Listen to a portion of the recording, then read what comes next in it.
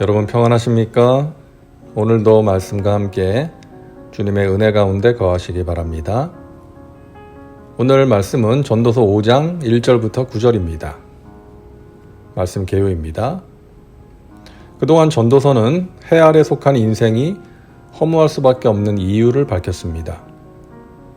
이제 5장에서는 그러한 허무함을 극복할 수 있는 방법인 하나님을 경외해야 할 것을 촉구하는 내용이 담겨져 있습니다.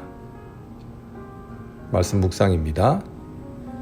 전도서는 하나님이 안 계신 해 아래에서 이루어지는 일들이 얼마나 허무하고 무가치한가를 말하고 있습니다. 결국 인간은 하나님을 만나야 행복한 삶을 찾을 수 있다는 것이죠. 앞을 보지 못하는 분인데 행복하다고 말씀합니다.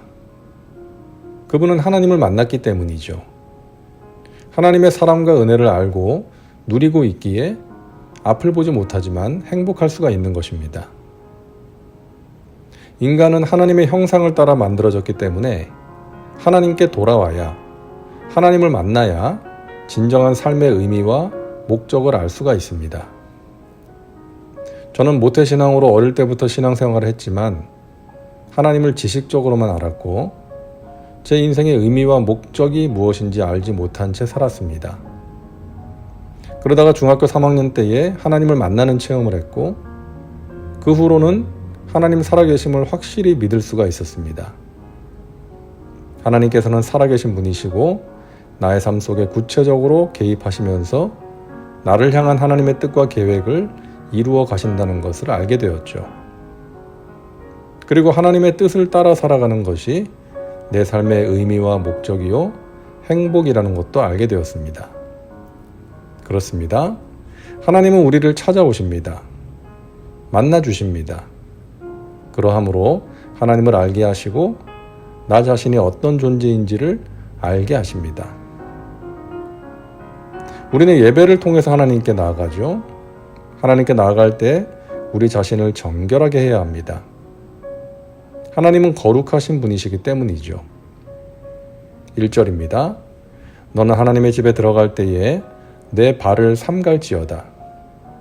가까이 하여 말씀을 듣는 것이 우매한 자들이 재물 드리는 것보다 나으니 그들은 악을 행하면서도 깨닫지 못함이니라. 사람들은 사람의 외모를 보고 판단을 합니다. 외모가 멀쩡하고 반듯하면 괜찮은 사람이라고 생각하죠. 반대로 외모가 추하거나 냄새가 난다면 그 사람을 싫어하고 멀리할 겁니다. 그러나 하나님은 우리를 보실 때에 우리의 외모가 아닌 중심을 보신다고 말씀합니다. 하나님은 우리의 모든 것을 한순간에 아십니다. 지금까지 어떻게 살아왔으며 어떤 죄를 지었는지 그리고 지금 어떤 상태에 있는지를 정확하게 아십니다. 그러므로 하나님 앞에서는 숨길 것이 없습니다. 우리가 하나님께 나아갈 때 가장 먼저 해야 할 것은 우리 자신을 정결하게 하기 위해 죄를 고백하고 씻음받는 것입니다. 그리고 하나님의 거룩하심과 위엄을 인식하면서 말과 행위를 항상 조심해야 합니다. 권력자, 예를 들어서 큰 기업의 회장이나 한 나라의 대통령을 만나는 자리에서는 우리가 말과 행동을 조심해서 하지 않습니까?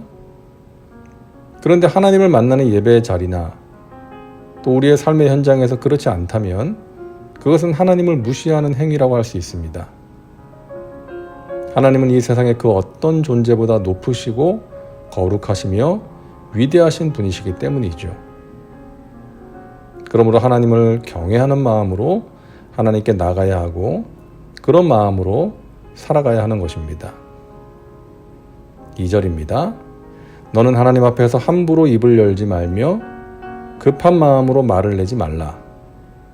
하나님은 하늘에 계시고 너는 땅에 있음이니라.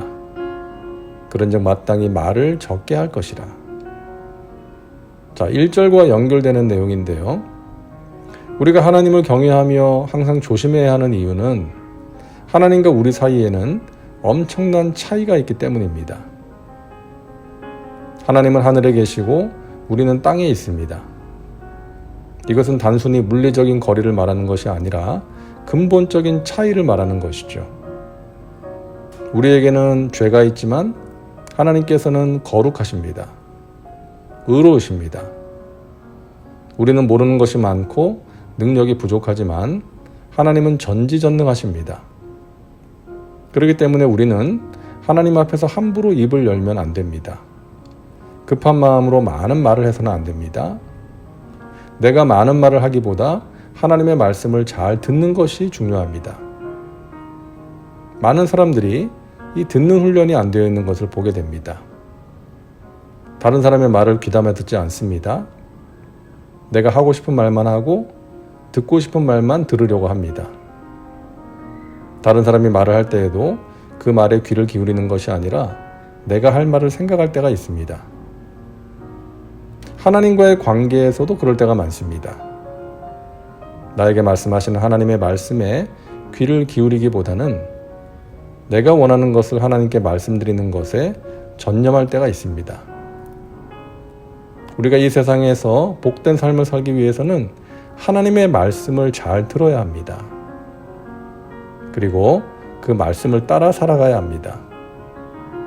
하나님보다 앞서서 행하는 사람은 우매한 사람입니다. 4절과 5절입니다. 내가 하나님께 서원하였거든 갚기를 더디게 하지 말라. 하나님은 우매한 자들을 기뻐하지 아니하시나니 서원한 것을 갚으라. 서원하고 갚지 아니하는 것보다 서원하지 아니하는 것이 더 나으니. 이 서원은 하나님과의 약속이죠. 사람과의 약속도 우리가 지켜야 하는데 하나님과의 약속은 두말할 필요가 없죠. 꼭 지켜야 합니다. 지키지 못할 약속은 하지 않는 것이 좋습니다. 저는 말씀드린 것처럼 중학교 3학년 때 하나님을 만났는데요. 그때 거의 죽음의 문턱까지 갔다가 하나님의 은혜로 살아났습니다. 그때 저희 어머니와 저는 하나님께서 저를 살려주시면 평생 주님의 종으로 살겠다는 서원 기도를 드렸습니다. 하나님께서 그렇게 저를 부르신 것이죠. 하지만 세월이 흐르면서 저는 그 길을 가고 싶지 않았고 가지 않으려고 했습니다. 하지만 고난을 통해서 하나님께서는 그 약속을 결국 지키게 만드셨습니다. 만약 그때 제가 하나님과의 약속을 지키지 않고 계속해서 부르심을 거부했다면 어떻게 되었을까요? 생각만 해도 아찔합니다. 쉽지 않은 길이지만 이 길을 가게 된 것, 하나님의 부르심에 순종하여 주님의 교회와 성도들을 섬기는 일을 하고 있다는 것이 감사할 뿐입니다. 7절입니다. 꿈이 많으면 헛된 일들이 많아지고 말이 많아도 그러하니 오직 너는 하나님을 경외할지니라. 여기서의 꿈은 하나님이 주시는 꿈이 아닌 우리의 깊은 수면을 방해하고 사람을 혼미하게 만드는 생각을 말합니다. 우리가 살아가면서 생기는 여러 가지 고민들과 걱정거리들을 우리가 다 끌어안고 살아갈 수 없습니다. 미래를 하나님께 맡기고 우리는 오늘 하루를 최선을 다해서 믿음으로 살아가야 합니다. 10절입니다. 은을 사랑하는 자는 은으로 만족하지 못하고 풍요를 사랑하는 자는 소득으로 만족하지 아니하나니 이것도 헛되도다. 은이나 풍요를 사랑하는 사람은 그것을 삶의 목적으로 삼은 사람입니다. 수단이 목적이 되는 것이죠. 그러면 만족이 없는 것입니다. 우리는 이 땅의 재물이나 풍요를 사랑하여 그것을 삶의 목적으로 삼는 것이 아니라 하나님을 사랑하고 하나님의 뜻을 따라가는 것을 삶의 목적으로 삼아야 합니다. 그래야 이 땅의 것들에 매이지 않고 주 안에서 자유롭게 살아갈 수가 있고 인생의 허무함을 극복할 수가 있는 것입니다. 다음은 말씀 적용입니다. 오늘 말씀을 통해 당신에게 주시는 메시지는 무엇입니까? 당신 자신과 삶의 현장에 구체적으로 적용하시기 바랍니다. 이제 기도합니다. 사랑과 은혜가 풍성하신 하나님, 오늘도 말씀과 함께 살게 하시니 감사합니다. 인생의 허무함을 극복하기 위해 하나님을 경외하게 하옵소서.